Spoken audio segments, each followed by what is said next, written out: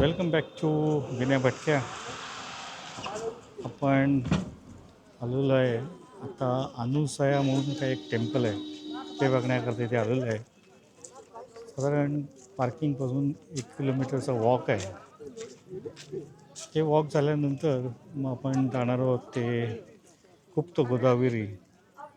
गुप्त गोदावरीचं पण बघण्यासारखं आहे म्हणतात. तिथे गोदावरी उगम पावते आणि परत तिथून नंतर निघून जाते, ते बघू. आणि त्याच्यानंतर आपण बघू ते हनुमान धारा. त्याच्याकरता वरती रोपवे केलेला तयार आहे आणि रोपवेनी आपण ते जाणार आहोत. बरीच गर्दी आहे तिथे. चित्रकूटला आलेलं आहे. काल रात्री तुम्ही मागच्या वेळी याच्यात बघितलं असेल मंदाकिनी रिव्हरवरची आरती. चांगल्यापैकी आरती होती आणि बोट राईडसुद्धा बघितली असेल.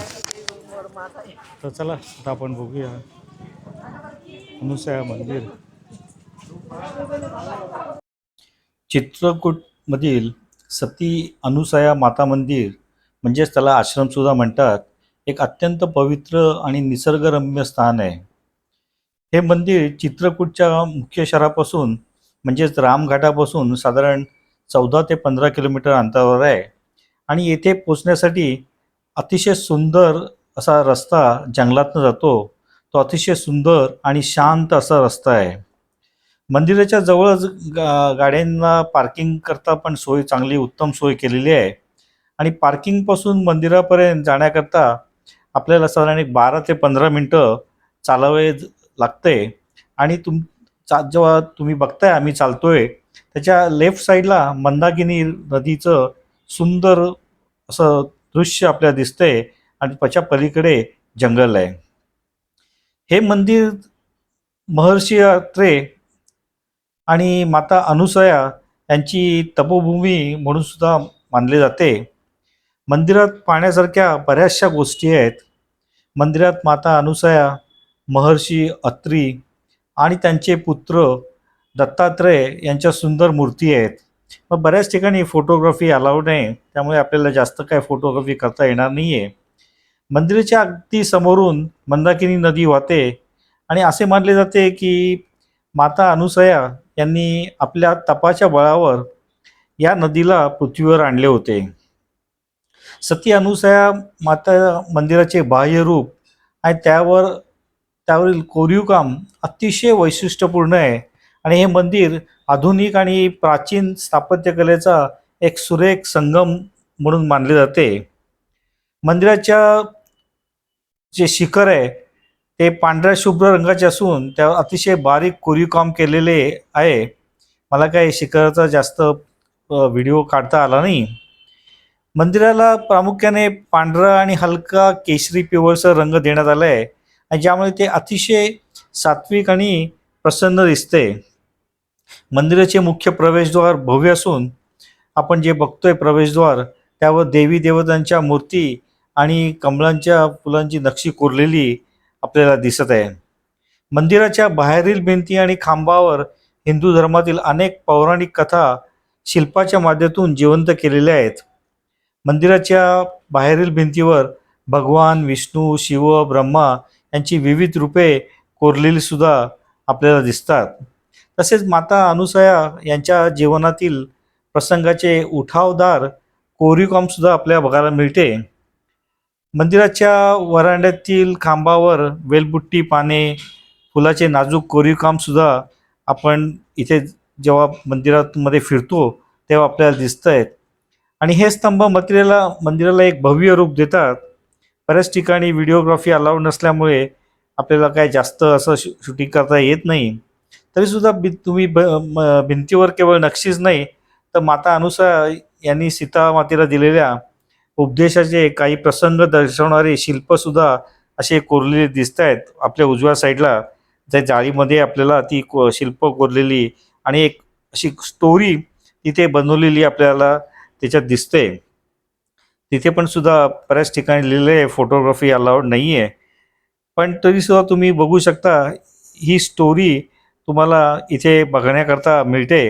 आणि बऱ्याच ठिकाणी असं हे असं मंदिरामध्ये आपल्याला छान असं ही मूर्ती मधनं स्टोरी केलेली दिसते.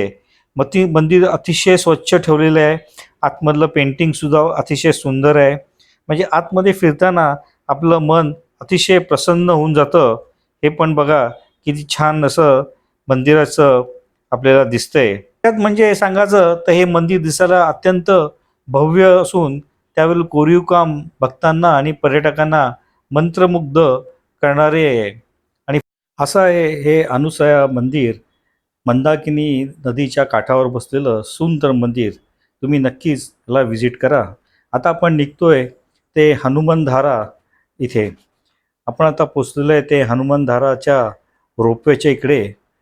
आणि रोपवेवरनं आपण आता पुढचा आपला प्रवास कसा आहे ते तुला मी सांगतो.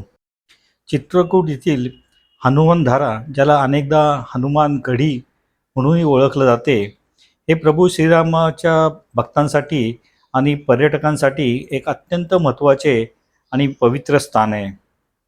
हनुमंधारा हे चित्रकूटच्या म्हणजेच चित्रकूटमधलं रामघाट जे आहे तिथून साधारण 4.5 ते 5 किलोमीटरच्या अंतरावर आहे. आणि हनुमानधारा हे एका मोठ्या टेकडीवर असल्याने तिकडे जर तुम्हाला जायचं असेल तर तुम्हाला 2 ऑप्शन्स आहेत.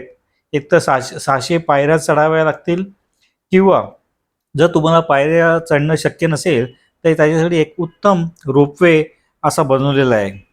रोपवेने तुम्ही अवघ्या 5 मिनिटात वर पोचू शकतात.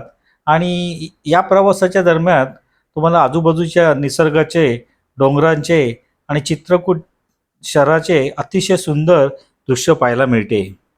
हा रोपवे साधारण सकाळी 7 ते संध्याकाळी 7 वाजेपर्यंत सुरू असतो आणि तिकीट 150 ते 170 रुपये असते. पण तुम्ही एक नक्की बघून जा, कधी चेंजेससुद्धा होत असतात.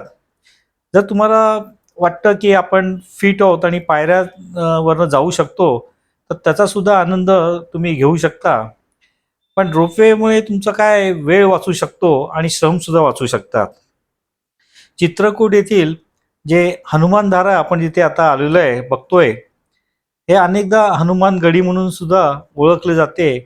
हे प्रभू श्रीरामांच्या भक्तांसाठी आणि पर्यटकांसाठी अत्यंत महत्त्वाचे आणि पवित्र स्थान आहे. पौराणिक कथेनुसार लंकेचे दहन करून आल्यानंतर हनुमानजींच्या अंगाचा दाह म्हणजेच उष्णता वाढली होती. जेव्हा प्रभू श्रीराम चित्रकूटमध्ये वास्तव्यास होते तेव्हा हनुमानजी तिथे आले. रामाने आपल्या एका बाणाने डोंगरातून पाण्याचा एक प्रवाह निर्माण केला आणि त्याच्या खाली बसून हनुमानजींनी आपला दाह शांत केला असे म्हटले जाते.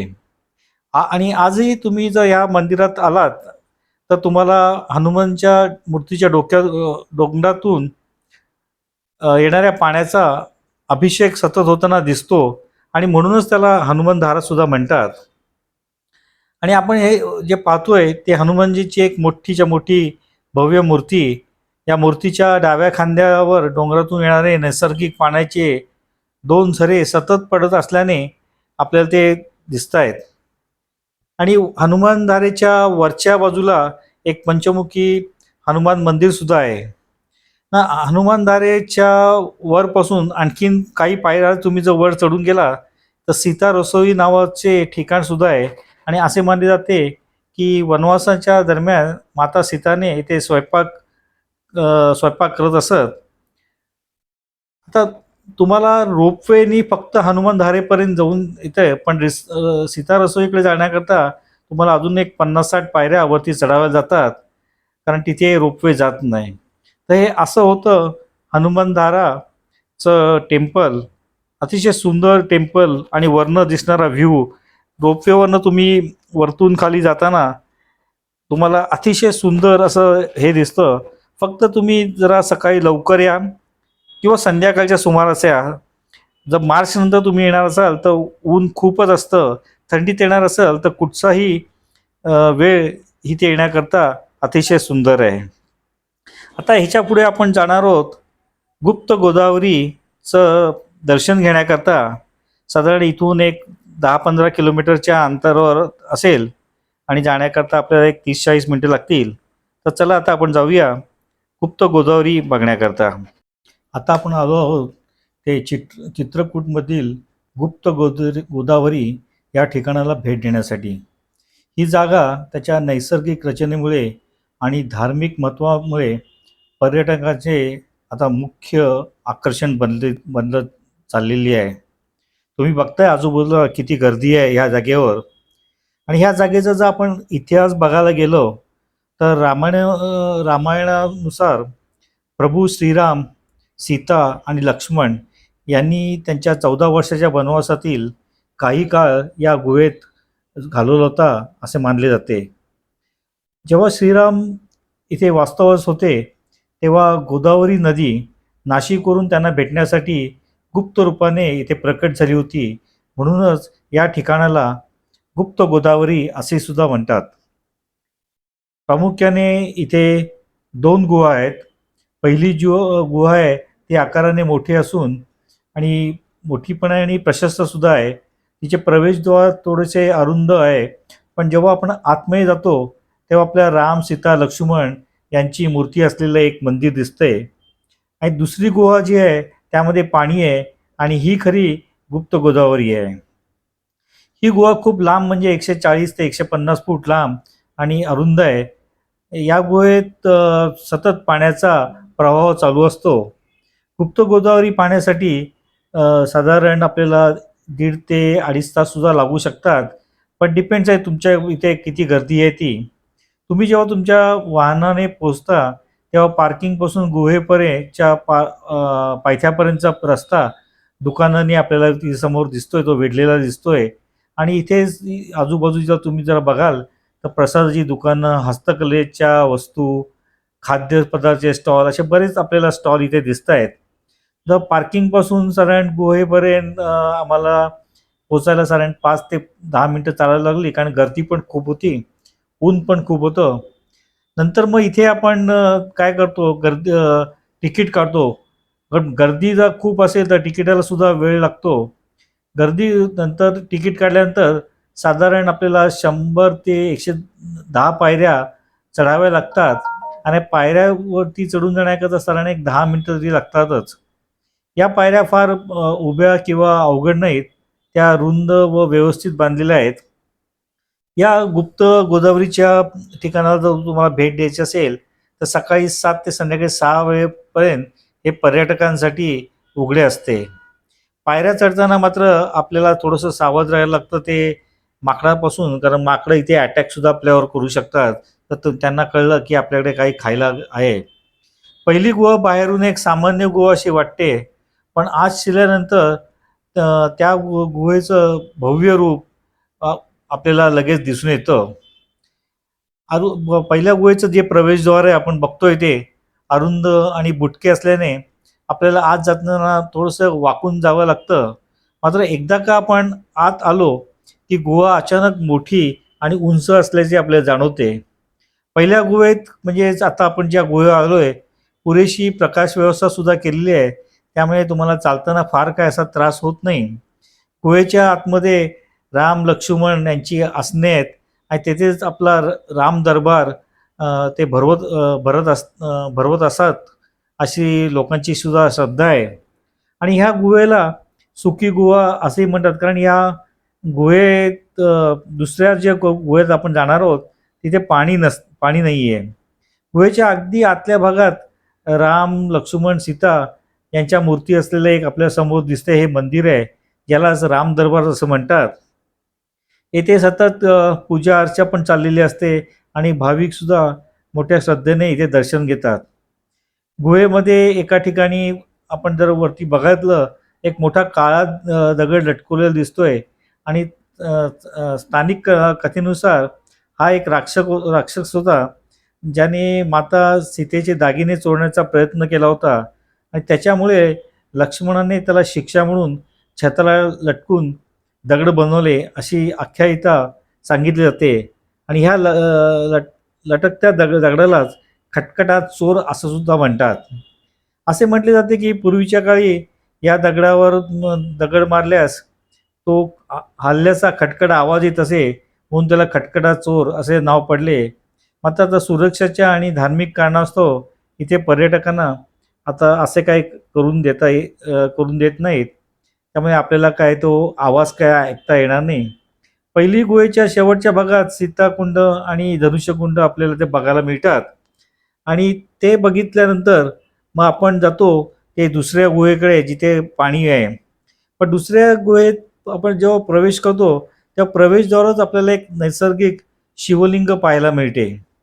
दुसरी गुहा पहिल्या गुहेच्या खाली स्थित आहे. आणि पहिली गुहा पाहून आपण आल्यानंतर खाली उतरल्यावर या दुसऱ्या गुहेचे प्रवेशद्वार लागते. ही गुहा पहिल्या गुहेपेक्षा पूर्णपणे वेगळी आहे. कारण ह्या गुहेमध्ये सुरुवातीपासूनच शेवटपर्यंत पाण्याचा सतत प्रवास आहे. म्हणजे आपल्याला पाण्यामधनं चालायला लागतं. साधारण ही गुहा जी आहे ती 100 ते 150 फूट लांब असावी. आणि या गुहेतून आपण जेव्हा जातोय तेव्हा आपल्याला गुडघाभर पाण्यातनं वाट काढून जावे लागते. आणि हा एक अनुभव एक अतिशय थरारक असा अनुभव आहे. पण कोणालाच माहीत नाही की इथून पाणी कुठून येते आणि ते कुठे लुप्त होते. भौगोलिकदृष्ट्या आणि पौराणिक मान्यतेनुसार वरच्या गुहेतील जे आपण सीताकुंड बघून आलो त्या आणि खडकामधून झिरपणारे पाणी खालच्या म्हणजे आपल्या आता आपण जिथे आहोत त्या गुहेत येतं. दुसरी गुहा ही जी आहे ही नैसर्गिक कालव्यासारखे काम करते. तिथे वरून आलेले पाणी एका प्रवाहात रूपांतर होऊन वेगाने वाहते. आता दुसऱ्या गुहेत जे पाणी आहे ते आपण पहिल्यापासून शेवटच्या टोकापर्यंत जाते आणि अचानक जमिनीखाली ती गुप्त होते. आणि त्याच्यामुळेच मला वाटतं ह्या गुहेला ठिकाणाला गुप्त गोदावरी असं सुद्धा म्हणतात. असा होता आमचा चित्रकूटमधला हा दिवस. उद्या आम्ही निघणार आहोत ते ओरछाला. आणि तिथे गेल्यानंतर सुद्धा जे काय आमचं साईट सीइंग असेल ते तुम्हाला नक्की दाखवेल. So thanks for watching this video. Video आवडल्यास लाईक करा, शेअर करा, माझ्या चॅनलला सबस्क्राईब करा सुद्धा